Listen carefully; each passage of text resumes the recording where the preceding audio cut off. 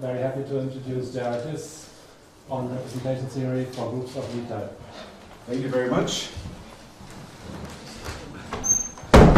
Yeah, welcome to this series of lectures, which is on representation theory for finite groups of Lie-type, which is not really literally on computational group theory, although, of course, in the background of the results I'm presenting, there's a lot of computational group theory going on.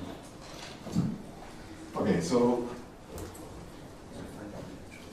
let me start with a little introduction and then talk about finite reductive groups, which is a subset of finite groups of Lie-type, which are more suitable to computation, and then one set of axioms which is used to work with these groups. So today, essentially, is not about representations of these groups, but just about the groups. And of course, the main motivation behind this series of lectures and behind the study of these groups is the classification of the finite simple groups.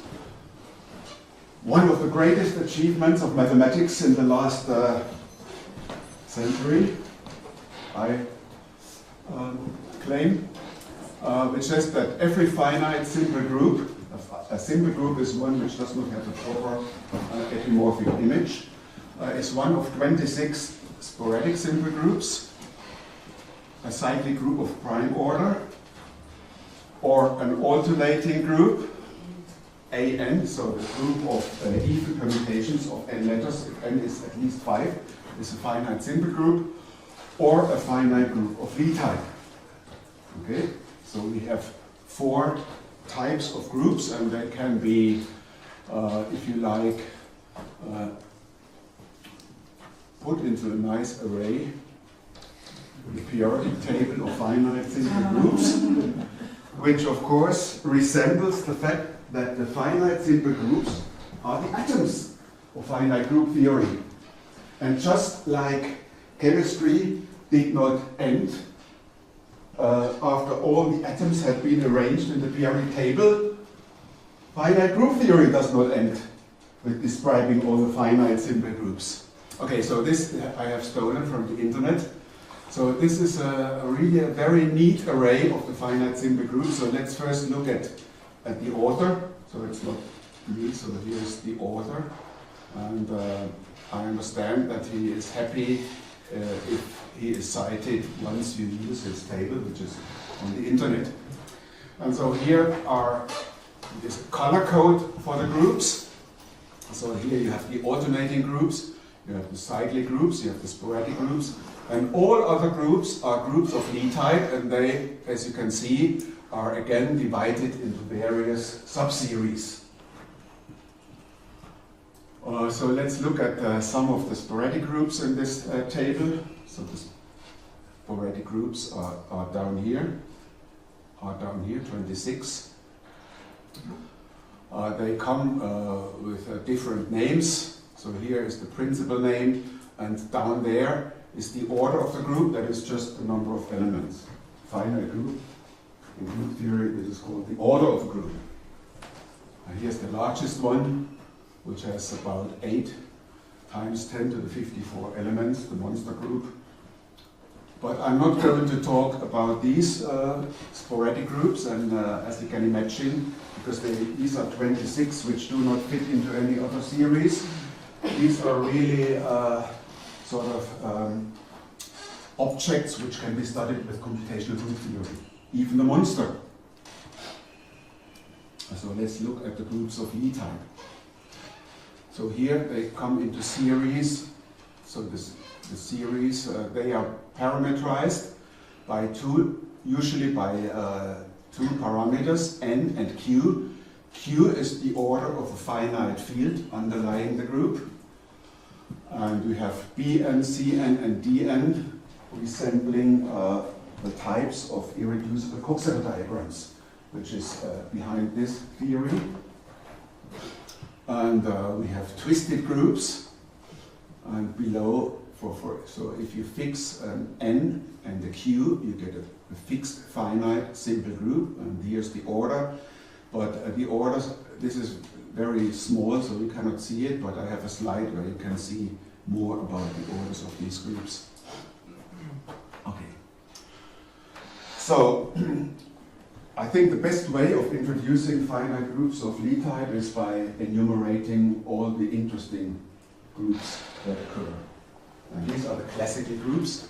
So these are linear groups over finite fields, preserving usually a form, which is a cis-linear form, a bilinear form, or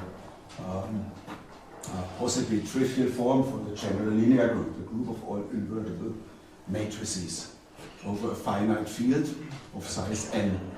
So here it is, GLNQ. Q is always a prime power, and so this is the group of invertible n by n matrices over the field with Q elements. Here's you have a unitary group. I'm going to introduce the unitary group on a later slide.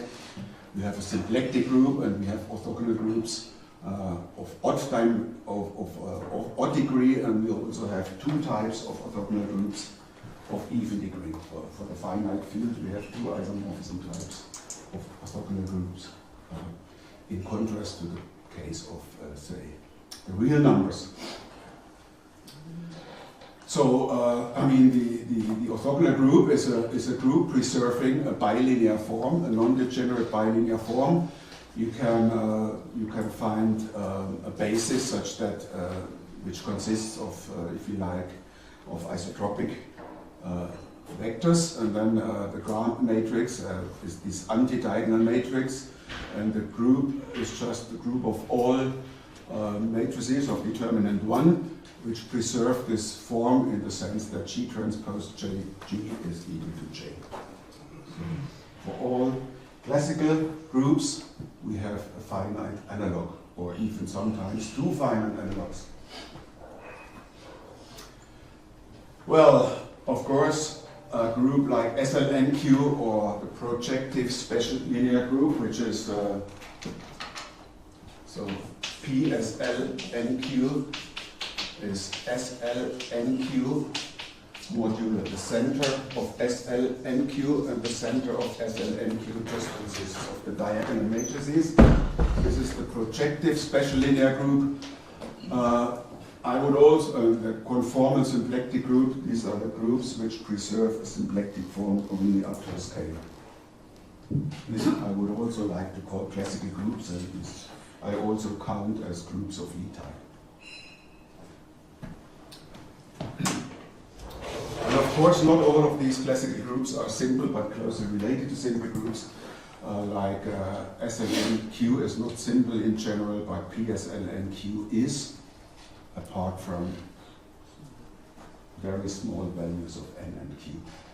So these are simple groups, but of course the class of finite groups of Lie type is larger. There are groups of Lie type which are not classical, coming from exceptional Lie algebras, or exceptional Lie groups, if you like, so the finite analogs of these exceptional Lie groups. So these are parameterized by just one parameter, which is the power of Q. And there are twisted groups, like twisted E6 of Q, which do not really have a finite, continuous analog. They just happen to exist because of these exceptional symmetries of the Dynkin diagram. And there are groups like the Suzuki groups and the Rie groups, two series of Rie groups, where the underlying field has to be very special. So a field of order 2 to an odd power, or a field of order 3 to an odd power only appears. And of course, also these groups don't have a continuous analog. And as I already tried to indicate, the names of these groups, like G2 of Q or E8 of Q, refer to simple, complex Lie algebras, or rather their root systems, which are classified. And today I want to at least give you an indication of how these groups are constructed, and I want to show for all of these groups two classes of very important subgroups. which are used in the representation theory. So the orders of the groups, as I said, these are very, very nice formula in the parameters of the group, like n and q. And of course, this is an exercise in linear algebra to derive the number of elements of the general linear group. This is the same as the number of order bases. GU and q, just another nice feature. This is the same as if you replace in this formula q by minus q and a global sign, just depending on n. So sometimes GUN of q is also called GLN of minus q, because many features of GUN of q can be understood if you replace q by minus q. F4 of q, twisted F4 of q. And there is a systematic way to derive this order formula, which I'm not going to tell you because there's not enough time. But I want to emphasize the structure of the formula. The order of G is a power of Q. This N is the number of positive roots in the underlying root system. And then it's a product of cyclotomic polynomials evaluated at Q to some power. Just look at these. These are all products of cyclotomic polynomials. And so this structure of the formula becomes important if later we want to find primes dividing the order of G, but not Q. So these must all be primes dividing some of these cyclotomic polynomials. 0 is a natural number? Oh, Gabi. Otherwise, you do all these cyclotomic polynomials occur? Yeah, 0 is a natural number, of course. Yeah, okay. Yeah, 0 is a natural number because the natural numbers, as everyone knows, are the cardinalities of the finite sets. Okay. Yeah. Then 0 is a natural number. We really Okay, yeah, 0 is a natural number. Not all of these occur. Yeah. Yeah. Sorry, does the little m in the previous slide have a meaning as well? So is capital M is the number of positive roots of the underlying. And the little m? The m. The little m probably also has a meaning, but I don't know right now. Yeah. I'm not completely sure, but yeah, yes, of course, it can also, everything can be sort of described within the root system. Yeah? I think it's the number of invariants or something like that.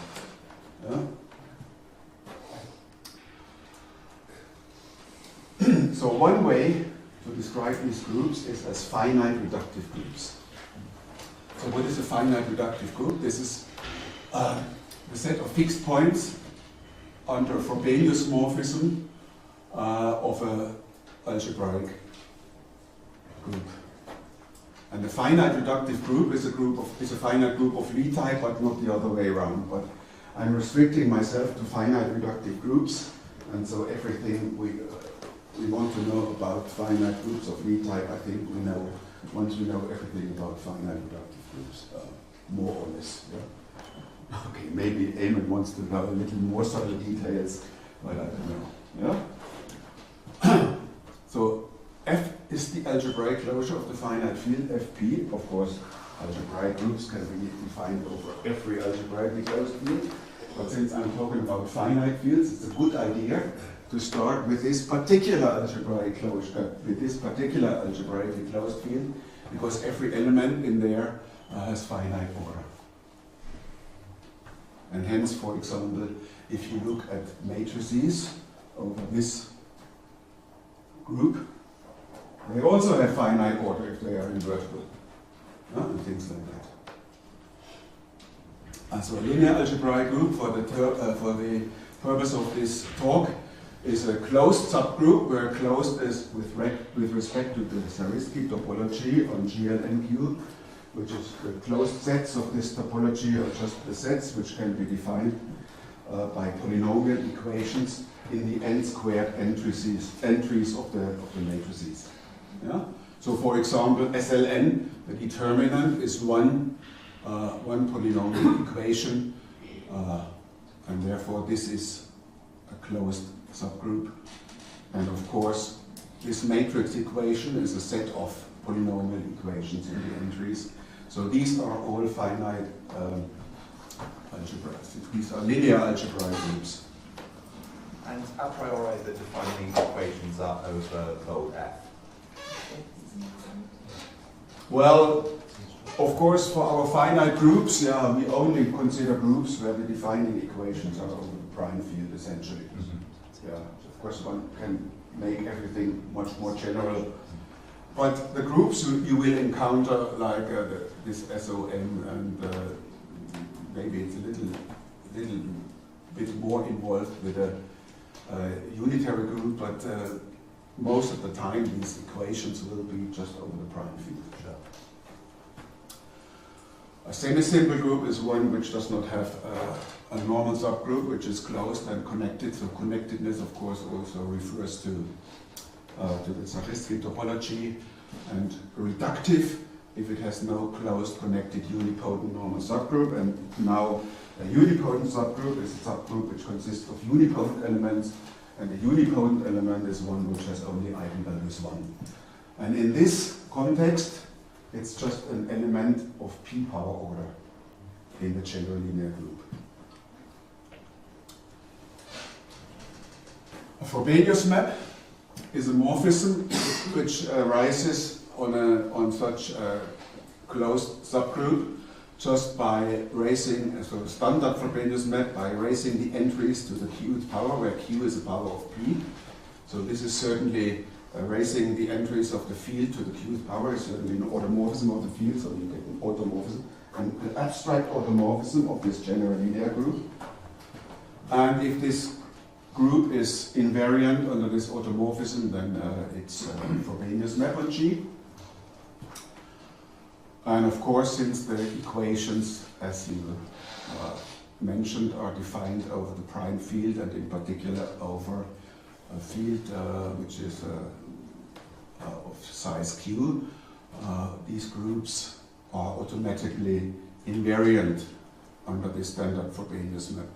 And Frobenius map is a homomorphism such that some power is a standard Frobenius morphism. And some people call this now a Steinberg morphism and call a standard Frobenius morphism a Frobenius morphism, but there is a slight confusion in the terminology, and never mind. So if we have a Frobenius map, then the set of fixed points is a finite group. Well, this is because already a set of fixed points of the general linear group under the standard Frobenius map is just, as you can see, just the general linear group over the finite field, consisting of the fixed points of the Frobenius automorphism raising every entry of f to its qth power. Yeah? So this is a way of looking at these groups. By looking at algebraic groups, and then viewing the finite subgroups as under Frobenius morphisms as the groups we want to investigate. And in the background is we have a lot of geometrical structure on the algebraic group, and this is used to investigate the finite groups underlying. And on the other hand, the general linear group over f is just, if you like, the direct limit of these finite subgroups. I mean, just the union. Yeah? And all groups of Lie type, well, all groups of Lie type which are otherwise nicely behaved, well, can be obtained in this way by a standard Frobenius map. I should have said here all finite reductive groups. All finite reductive groups. Is there a quick reason to see why that's true? That the fixed point sets GON Q? Sorry, by That leading statement. Is there an easy way to see that? this one. Well, not one about the easiest one.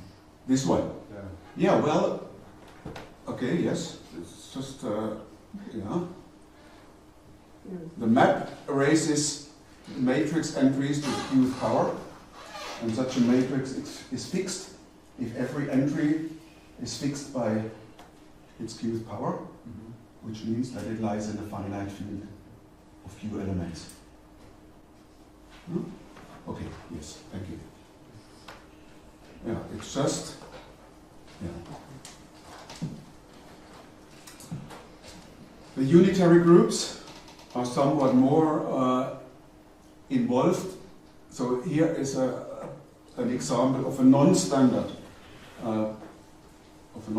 Frobenius map of a Steinberg morphism. So take the map which is the standard, but then apply the transpose inverse morphism to this. Yeah? And then this is a Frobenius map of G, because the square is the standard Frobenius map with respect to Q squared. Because if you apply the inverse transpose twice, you get back the same thing, but then you have applied F twice. And now what are the fixed points? Well, in particular, you see, if something is fixed, then it's fixed by F squared, and then so it lies in GLN FQ squared. And well, to be fixed just means that, F, so this is fixed if and only if the Aij transpose times Aij to the Q is the identity matrix. Just look at this equation.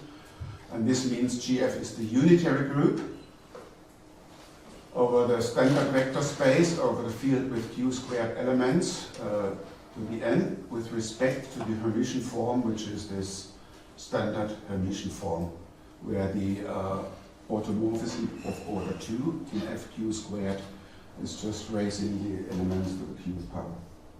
So this is complex conjugation, if you like, over this field. Yeah? Okay, so in the following, we would like to consider a finite reductive group over F. F is our field of characteristic P, which is the algebraic closure, and G, if you are lost, just think of GLNQ or of SLNQ, then you will understand most of the things. One of the most important fundamental theorems is the LANG-STEINBERG theorem. If the group G is connected, the map from G to G, which sends G to the minus 1, f of G is surjective. So this is a rather deep theorem, and of course it uses in a crucial way that the group G is connected. So let's look at an example, I mean, just to see what it means. So suppose you have GL2 of F, and then you take this element, 0, 1, 1, 0, and then the LANG-STEINBERG says there is an element like A to the Q, so this is, so A, B, C, D, so this is our G, to the minus 1, f of G, this is A to the Q, B to the Q, C to the Q, and D to the Q, should be the same as this other element inside the general linear group. So this is what LANG-STEINBERG says. Sorry, can you put the board up a bit? Yes, sorry. I mean, I've just, yeah. Sure, thanks. This is what LANG-STEINBERG says. Then I take this to the left-hand side to get this equation, and then I multiply out.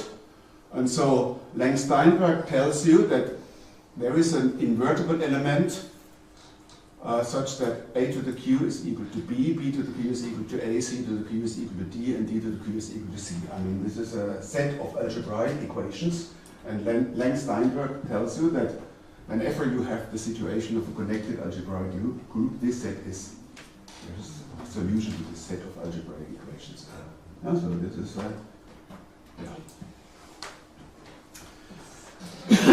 we can use this to derive structural properties of these finite groups, which is very nice. So, for example, we can classify maximal tori of finite reductive groups. So, what is a maximal torus? A torus of G is a closed subgroup isomorphic to a direct copy of the multiplicative groups of the fields. And this is maximal if it's not contained in any larger torus of G. And here is one crucial fact about the theory of algebraic groups. Any two maximal tori are conjugate. Okay, so this is not nothing which I'm going to prove. You have to accept this as a fact, but this is an important fact. And now you can define the Y group by just taking one torus, which you like most, look at its normalizer and quotient out the torus, and so this is a finite group, and this is the Y group of G. For example, if you take the general linear group, one of a nice maximum torus is the group of diagonal matrices. This is a direct product of n copies of the multiplicative group of the field, isn't it? And it's a maximum torus, you have to believe me. What its normalizer? Sorry? Sorry? n minus 1. Thank you. If it's SLN. GLN word. It's n? Yeah, sorry. In SLN it's n minus 1, yeah? Sorry. Yeah, it's alright, yeah, it's alright. Yeah. I'm glad that so far I could answer all the questions. What is the normalizer? I mean, this is an easy exercise in linear algebra. It consists of all the matrices which are monomial, which means they have exactly one non-zero entry in each row and in each column. And if you quotient T out, you see you get a group of permutation matrices. This is the set of matrices which have of 0, 1 matrices, which exactly one in each row and in each column. And so this is obviously isomorphic to the symmetry group. So the Y group of GLNF is the symmetry group Sn. If it were S, yeah.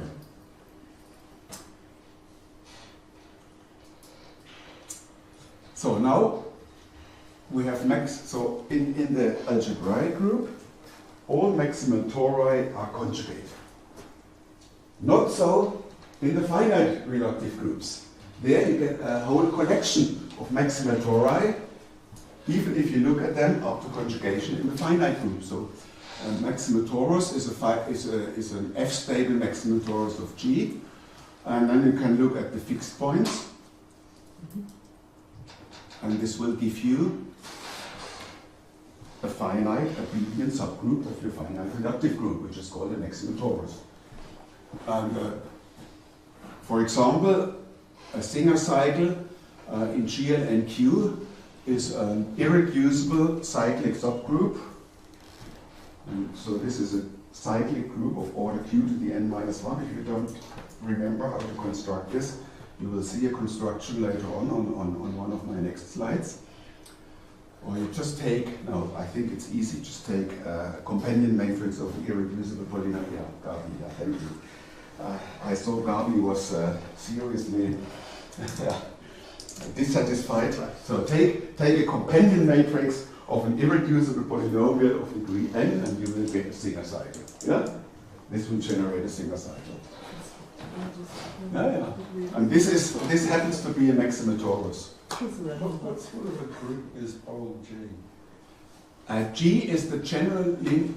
Yeah. G is always old G is always our underlying algebraic group. Yeah, so what sort of group is it? So far, any algebraic group over the field, which is the algebraic closure of Fp, which is reductive. A reductive algebraic group. But think of a semi-simple algebraic group, or even think of a simple algebraic group, and then it's just one of a finite set of groups because of the classification of the simple algebraic groups over F, over this field. Where is it? There, the bold F. So this is a maximal torus. So you see, we have already seen the standard maximal torus, which consists of the diagonal matrices. This is obviously F stable, and that would give you a finite group which is isomorphic to Q to the minus 1 times Q to the minus 1 n times. It's completely different from this one. Now, the LANG-STEINBERG theorem can be used to classify the maximal tori up to conjugation in G, which is what we want. So we get a whole collection of abelian subgroups, up to F conjugacy, and so this means you look at the orbits under the WEYL group of the operation W goes under V to V times W times F of V to the minus 1. So this is a sort of twisted conjugation. If this F is not there, it's just conjugation. Yeah, so this gives you a finite set of orbits. W is F stable if we, well, implicitly assume to be F stable if we choose a maximum torus which is F stable. There's always an F stable maximum torus. I forgot to say that. There's always an F stable maximum torus. And we choose, in this situation, we choose this W, the definition of W with respect to an F stable maximum torus. So let's see how this classification comes about. Let T be an F stable maximum torus, W, so T is F stable now. This should have gone on my previous slide. So to each W, in W we can associate, we look at an inverse image in the normalizer under natural homomorphism, and then there is a G in G such that this W dot, which is an element in the normalizer, can be written this way. And now one checks that, let me check this, that this guy here is again F stable. Because now, F of G, T to the minus 1. This is F of G, F of T, F of G to the minus 1. But T is F stable, so this is F of G. And I can take G and G to the minus 1, and then T, and then I have F of G to the minus 1, and I could put the G here. But now this is W dot, and this is W dot to the minus 1. And these are in the normalizer of T, so this is G, G to the minus 1. Right? This is the check. So we have to find a suitable conjugate. So remember that all the maximum tori of the algebraic group G are conjugated. So if you want to find an F stable one, we take one F stable one and we have to conjugate it with something to make it again F stable, and the condition that the conjugation gives an F stable one is essentially this here. And then you take W, you choose one of these, and this gives a bijection. If you take another, if you would take another W in the same F conjugacy class, you would get something which is conjugate in the finite group G to this one, and so on. Yeah? So this is the LANG-STEINBERG theorem, which gives you a classification of a whole set of nice abelian subgroups, the maximum tori for the finite groups. And they essentially are obtained from elements of the WEYL group, but elements in the same F conjugacy class give you conjugating the finite group maximum tori. So what are these? So F acts trivially on W if you take the standard maximum torus consisting of the diagonal matrices, and so we get conjugacy classes parametrizing parameterized by partitions of n. If you take a partition of n, we write T lambda for the corresponding maximum torus, and then we have a nice order formula for this torus. It's q to the lambda 1 minus 1, so it factorizes, but the order factorizes. But this is not only a factorization of the orders, it's also a factorization of the group into cyclic subgroups. And how does this come about? Well, just take a representative for each GL lambda I of Q, which is a Singer cycle, and then embed this direct product of linear groups diagonally into G, and then you get a direct product of Singer cycles, which corresponds to this partition. Okay. So what can we say in general about the structure of these maximal tori? This becomes important in my third lecture. We want to know the structure of these maximal tori. We have a parametrization of them. And can we find from the parameters their structure? Yes. So what are the parameters? The parameters are essentially elements of the WEYL group. Can we find the structure? So we have this reference torus, which is assumed to be F stable, so that W is F stable, and then T prime is one which is obtained by twisting with a W, which means that there is a G, such that this element is W dot, and T prime is obtained like this. And then the structure of the fixed points, so inside the finite group. So as an abelian group, this is isomorphic to TWF, which is the set of all T in T, such that T is equal to W dot times F of T times W dot to the minus 1. I mean, this is just an easy calculation using the fact that T prime is G to the T, and then you want to find the F fixed points among these elements. Just a similar calculation as here. Well, okay, so what? Well, the point is that now we can reduce our calculation to our reference torus. We have an action of the WEYL group, and we have an action of F on this reference torus, and we can compute these structures and these objects. So here I have given you the calculation, which I now just jump over. So if T is the group of diagonal matrices in G and N, you take the N cycle as element in W, and then what is T to the WF? Well, what do you have to do? First you have to apply the F. So this element you start with is a diagonal matrix. You raise every entry of this diagonal matrix to its due power, and then you apply the N cycle, which means you get a cyclic shift.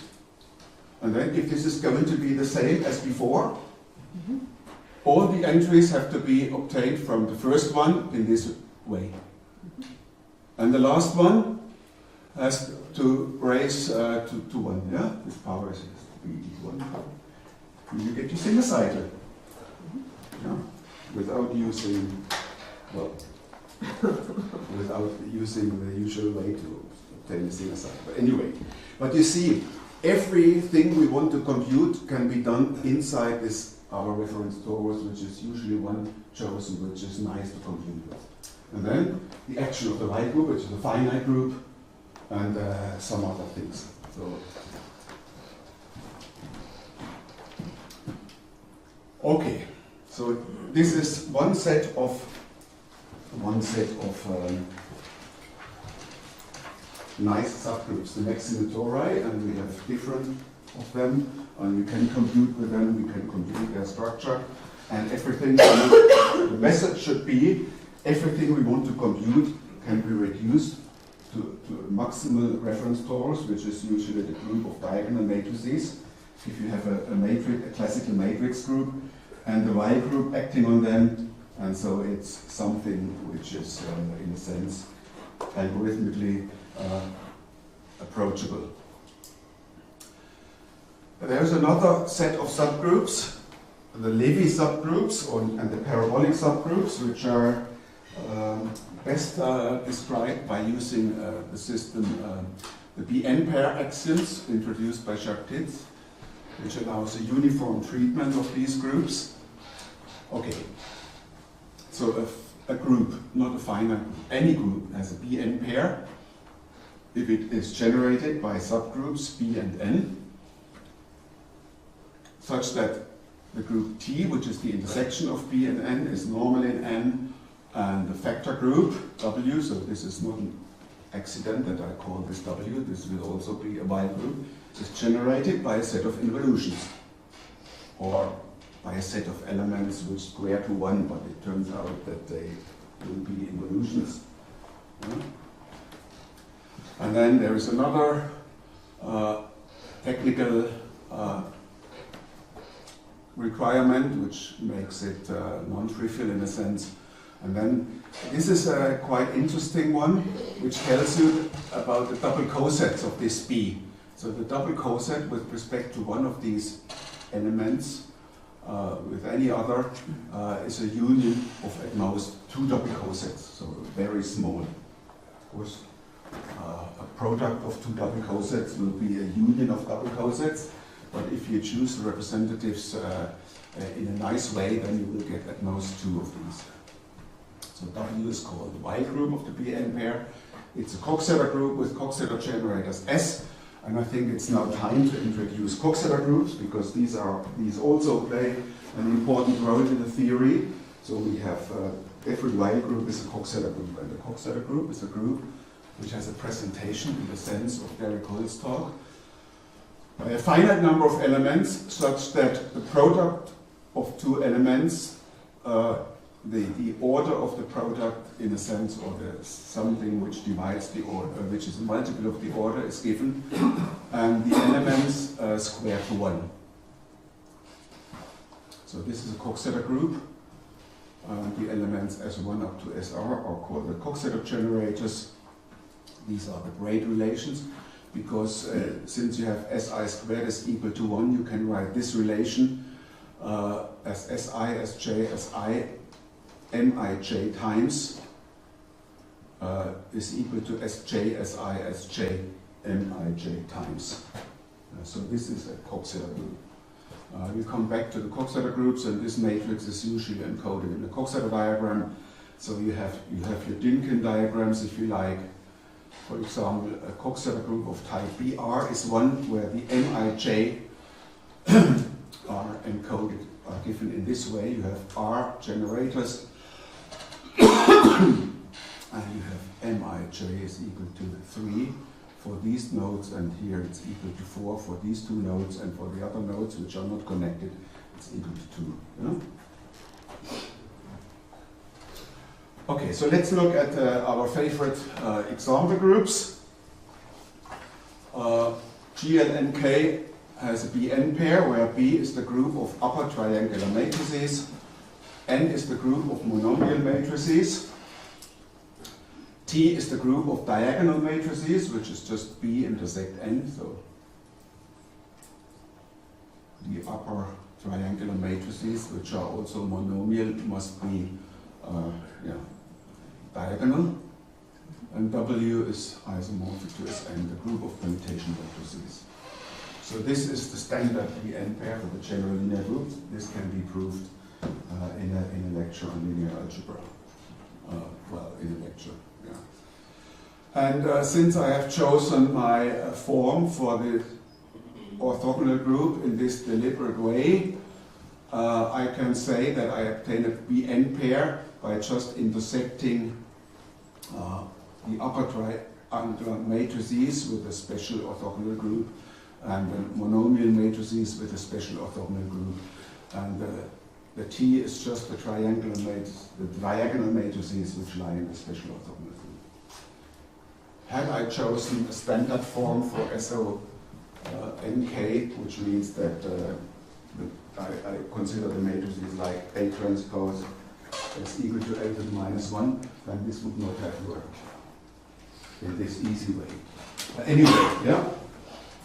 So these are the BN pairs for the groups, and every group has a BN pair. There is more structure, which I should also mention, namely that of a split BN pair of characteristic P. This further requires that B has a decomposition as a product of two groups in U times T. Remember that T is a subgroup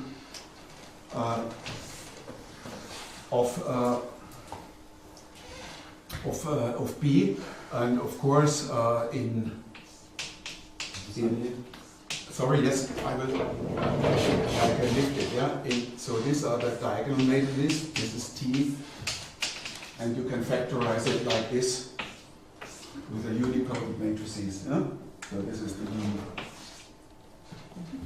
Yeah.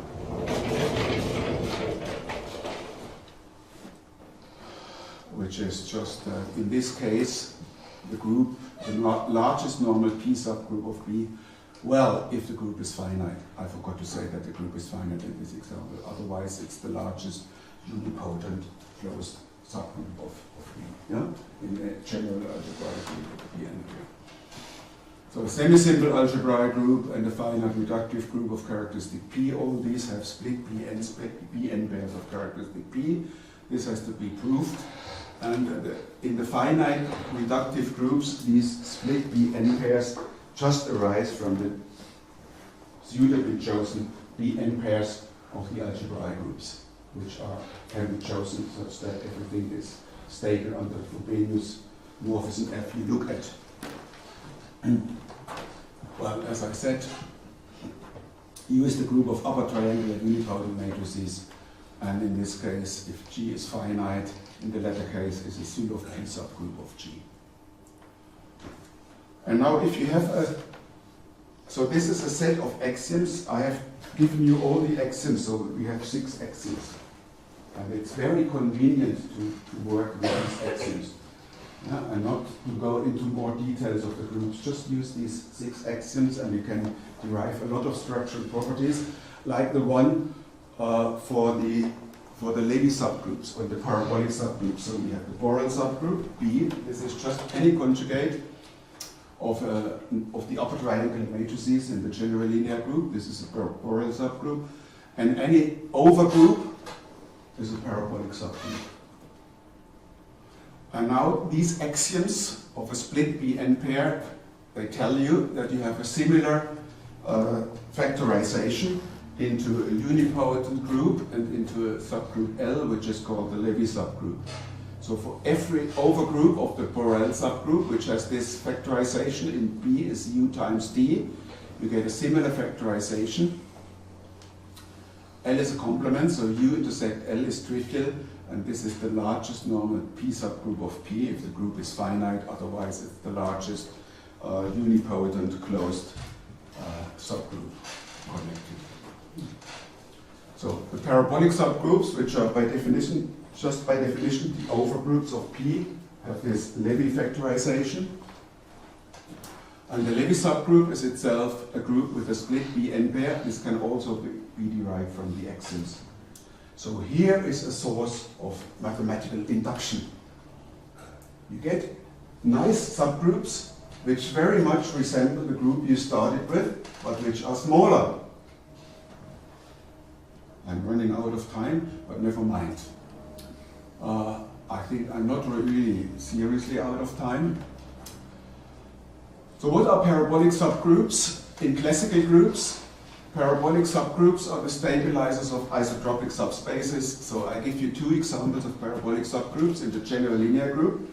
These are just the groups of upper block triangular matrices. Instead of upper triangular matrices, you consider block upper triangular matrices. So this is a typical parabolic subgroup.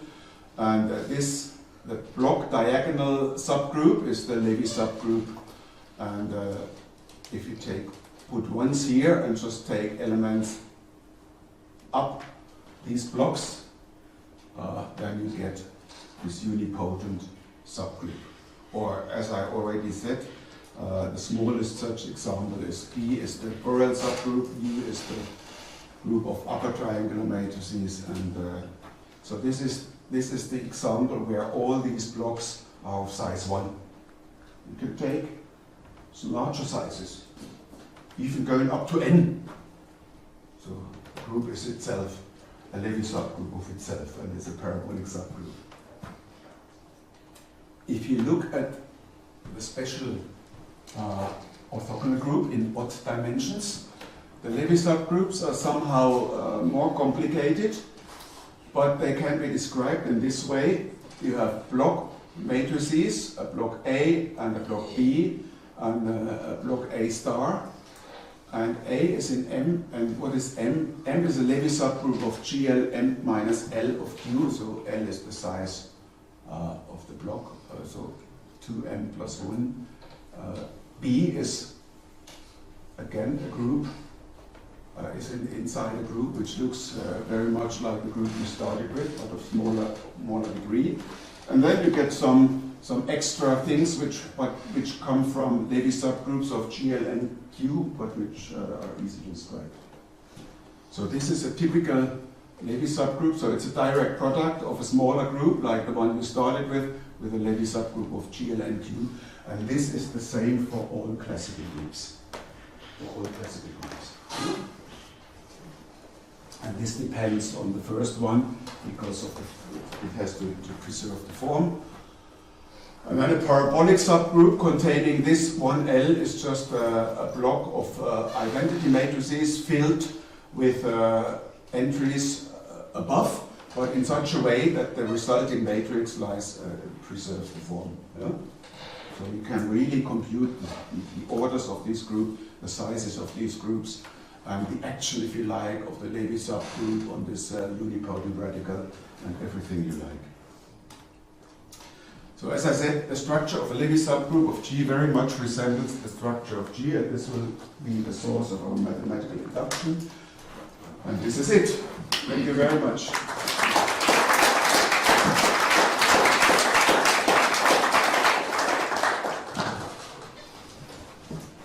Questions, comments?